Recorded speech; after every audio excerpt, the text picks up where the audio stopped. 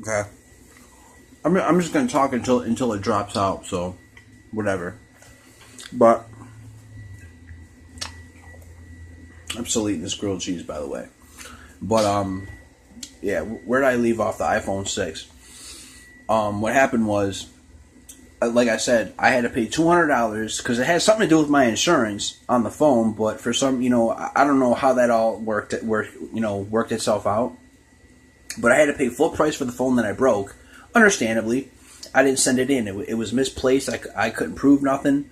So, if I wanted a new phone, which I needed a new phone, I had to pay full price for it. So they sent me that phone, and I didn't have to pay full price all at once. I still went through my monthly installment. That was part of my plan. It was part of the contract. So that they had to abide by the contract. It's what they have to do. It's a contract.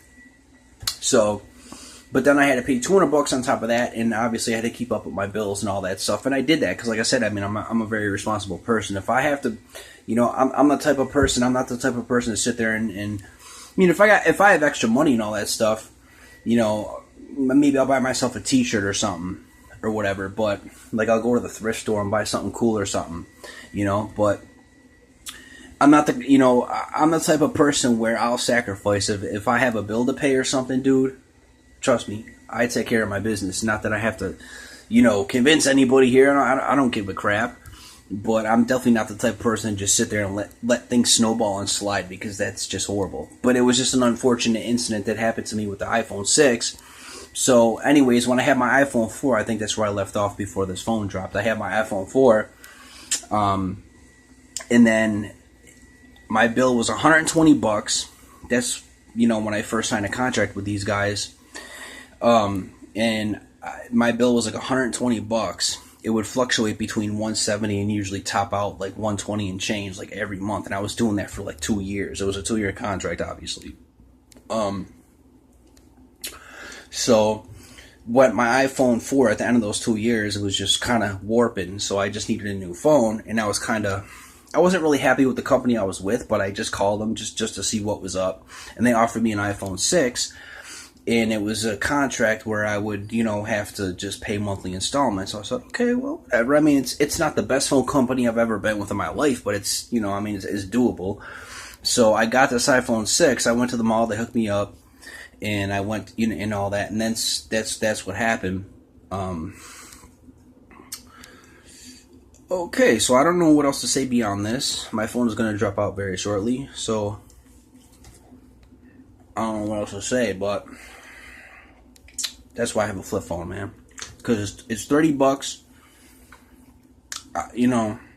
and it is what it is. And I have this phone here, and I just hooked this thing up to Wi-Fi. I got unlimited Wi-Fi. So if I want to do stupid stuff like this, like eat sandwiches and munch into the phone while people watch me, I could do it all day. And if I drop the phone, oh well, I get another one for like $20.